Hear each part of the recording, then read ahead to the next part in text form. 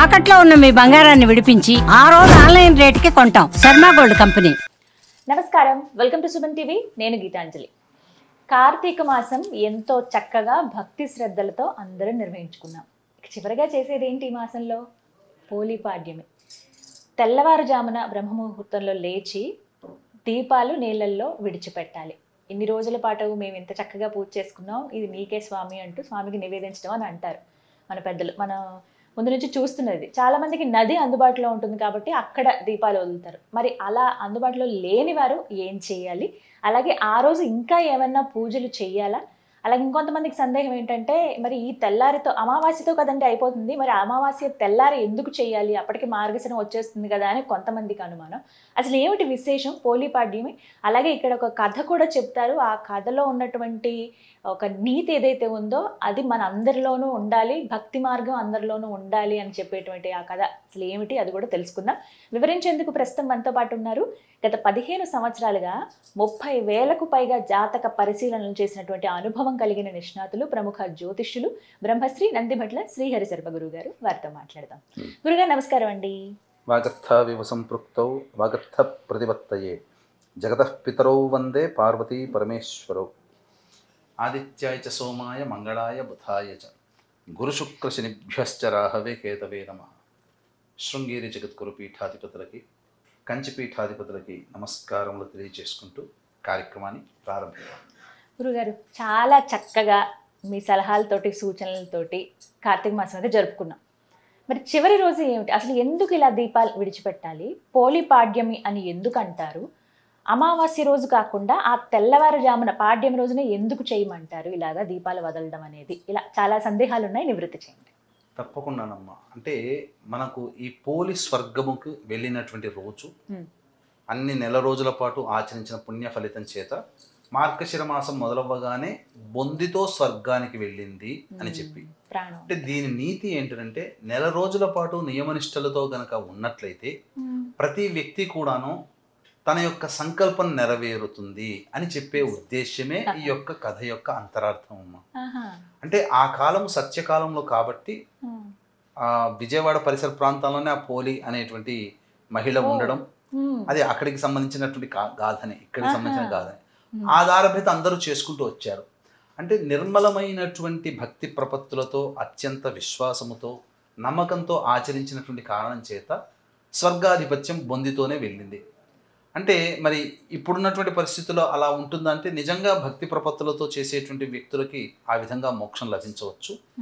లేనప్పటికీ కూడా మనం చేసినటువంటి ఈ నెల రోజుల పాటు కూడా దైనందిన కార్యక్రమంలో చేసినటువంటి ఆరాధన వల్ల కనీసం మన సంకల్పం ఏదైతే ఉంటుందో, అంటే ఒక ఇల్లు కావాలి, ఏనాటికైనా ఒక సొంత ఇంట్లో ఉండాలనే కోరిక చాలా మందికి ఉంటుంది కదా.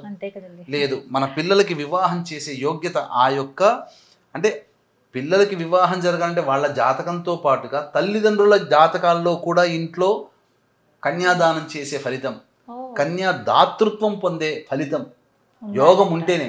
మగ పెళ్లి వాళ్ళు కన్యా దాతృత్వం కావాలి, ఆడ అమ్మాయి వాళ్ళు కన్యా దానం చేసే యోగ్యత వాళ్ళ జాతకంలో కలిగితే ఆ ఇంటికి ఎవరైనా అమ్మాయి కోడలుగా వస్తుంది, ఈ అమ్మాయి ఈ ఇంటి అమ్మాయి ఎవరింటికైనా కోడలుగా వెళ్తుంది. అటువంటి లక్షణం కలగాలన్నా ఆ కోరిక ఈ కార్తీక మాసం నెల రోజులు ఆచరించినటువంటి కారణం చేత పొందుతారు. ఇల్లే కాదమ్మా, ఉద్యోగము, ఆరోగ్యము, ఒకటా రెండా కార్తీక మాసంలో చేసినటువంటి విధి విధానాల ప్రభావం వల్ల మానవుడు పొందలేనిదంటూ కూడా ఏదీ లేదు. అంతేకాకుండా ప్రస్తుతం ఉన్నటువంటి కాలమాన పరిస్థితులలో ప్రధానంగా ఇప్పుడు అనేక విధాలుగా ఇబ్బందులు ఎదుర్కోకపోతున్నాం. ప్రత్యేకించి వచ్చే 8 ఏళ్ల పాటు గురువు అతిచార ప్రభావాల సమస్యలు ఎదుర్కోబోతున్నాం. ఇక ఈ సంవత్సరం నుంచి మొదలు పెట్టాలమ్మా పుణ్య కార్యక్రమాలు చేయాలనుకునేవాళ్ళు. కాబట్టి కార్తీక మాసము ఈ మార్గశిర పాడ్యమి రోజున దీపారాధన, అంటే ఆ నెల రోజుల పాటు ఆచరించిన వాళ్ళు ఈ రోజున దీపారాధన చేయడం వల్ల ఆ నెల రోజులకి చేసినటువంటి సంపూర్ణ ఫలితాన్ని పొందే అవకాశం ఉంటుంది. అంటే మనకు చెప్పబడినటువంటిది ఏంటంటే అందరికీ తెలిసిందే, కానీ పోలి స్వర్గం రోజున, పోలిపాడ్యమి రోజున ఖచ్చితంగా ఈ గాథని తలుచుకుంటూ చెయ్యాలి. ఎందుకంటే ఆ మహిళకి పొందినటువంటి పుణ్యంలో మనకంటూ ఇప్పుడు వరలక్ష్మి వ్రతంలో ఆచరిస్తున్నారు, ఆమె పేరు తలుచుకుంటున్నారు. చారుమతి. చారుమతి గురించి ఎక్కువగా ప్రతి వ్రతంలో తలుచుకుంటారు. అవును. ఎందుకు తలుచుకుంటారు? ఆమెకు పొందిన భాగ్యంలో యుగ యుగాలుగా తలుచుకొని చేయడం వల్ల మాకు అటువంటిది. అలాగే పోలమ్మకి పూర్తిగా బొందితోనే బ్రతికుండగానే స్వర్గం లభించింది. మనకు కూడా అటువంటి దాంట్లో యోగ్యత కలుగుతుందనే ఉద్దేశం. కాబట్టి సహజంగానే అందరికీ తెలిసిందే, ఒక ఇంట్లో 5 అత్తకి కొడుకులు కోడళ్ళు ఉంటారు. అందులో అందరికంటే చిన్నది పోలమ్మ. ఆమెని చిన్నది కాబట్టి చిన్న చూపే, అందరూ ఆమె మీద ఆధిపత్యం చెలాయించేవాళ్ళే. కార్తీక మాసం వస్తే మనం అందరం ఇలా చేద్దాం అలా చేద్దాం అని ఉండడం, ఈ అమ్మాయితో ఏది పంచుకోలేకపోవడం, ప్రతిదానికి అమ్మాయిని దూరంగా పెట్టడం, అన్ని పనులను ఆ అమ్మాయి చేతనే చేయించడం. ఎందుకంటే పెద్దవాడిని చూస్తే ముద్దేస్తుంది, చిన్నవాడిని చూస్తే మొత్త బుద్ధి అవుతుందని శాస్త్రం. కాబట్టి చిన్నవాళ్ళు అందరికీ లోకుగానే కనబడతారు. ఆ కారణం చేత చిన్న కోడలు తన తోటి కోడళ్ళకి అత్తలకి అందరికీ లోకు కనబడడం, ఏది పంచుకోలేకపోవడం వల్ల ఆ మంచి రోజు కోసం ఎదురు చూస్తున్నట్టుగానే అత్త కోడళ్ళు ఎదురు చూస్తారు, కానీ చిన్న కోడలు కూడా ఎదురు చూస్తుంది. అందరూ చక్కగా ప్రతిరోజు నది స్నానానికి వెళ్ళి రావడం, ఎందుకంటే విజయవాడ పరిసర ప్రాంతంలోనే ఈ కథ సంబంధించిన మూలం ఉన్నది కాబట్టి అక్కడ ఆ ప్రతిరోజు నదికి స్నానం చేయడం, ఈమెను తీసుకోలేకపోవడం, బండెడి చాకిరి పని అప్పగించడం, అయ్యో నేను చేసుకోలేకపోతున్నాను అని చెప్పి బాధపడుతుండడం. కానీ ఆ బాధలో కూడా మనసుంటే మార్గం ఉంటుంది అనేటువంటి విషయం తెలుసుకోవడం. ఆ కారణం చేత ఆ మజ్జిగ చిలుగుతారు కదమ్మా, ప్రతిరోజు మజ్జిగ చిలికేది. కాబట్టి ఆ మజ్జిగ కవ్వానికి అంటినటువంటి వెన్నని ఆ ఇంట్లో మొలిచినటువంటి పత్తి చెట్టుకి తీసి అప్పటికప్పుడు తీసి భక్తిగా చేసి ఒక దీపారాధన చేసి ఆ దీపాన్నే విష్ణువుగా, దీపాన్నే ఈశ్వరుడుగా, దీపాన్నే అమ్మవారిగా భావిస్తూ మనస్సులో భావిస్తూ నియమం తప్పకుండా ప్రతిరోజు ఆచరించినటువంటి కారణం. ఈ కారణం చేత వాళ్ళకి ఆ అమ్మాయికి కబురు వచ్చేస్తుంది. పొద్దున తెల్లవారు లేవగానే యథాలాపంగా దీపారాధన చేస్తుంది, స్వర్గం నుంచి వస్తుంది. అత్తాకోడలు కూడా వస్తారు, మా కోసమే కదా వచ్చిందని చెప్పి ఆరాటపడతారు. కాదు మీరు కాదు ఎక్కాల్సింది, పోలమ్మ ఎక్కాలి, ఆమెకి యోగం అని. అంటే మేమందరం నెల రోజుల పాటు మేము చేశాం కదా, మాకు దక్కాలి కదా అనడం, ఆ పోలమ్మని కూర్చోబెట్టుకోవడం, ఆమె కాదు మేము ఉండాలి, మేము కూడా వస్తాం నీతో పాటునే ఆ యొక్క రథం చూళ్ళు పట్టుకోవడం, తర్వాత ఆ యొక్క రథసారథి తొలగించడం, బొందితోనే స్వర్గానికి వెళ్ళింది. అంటే దీని యొక్క నీతి అంటే, ఈ యొక్క కార్తీక మాసంలో ఎవరైతే విధి విధానాలని నియమాల్ని పాటించి అంతిమంగా ఆ పాడ్యమి రోజున ఇక నేను చేసిన దానికి స్వస్తి నాకు అనుగ్రహించు అని చెప్పి ఈ యొక్క సంబంధించినటువంటి దీప ఆరాధన నీతిలో వదలడం అనేది సూర్యోదయ కాలం అనగా సూర్యోదయం కంటే ముందే చేయాలి.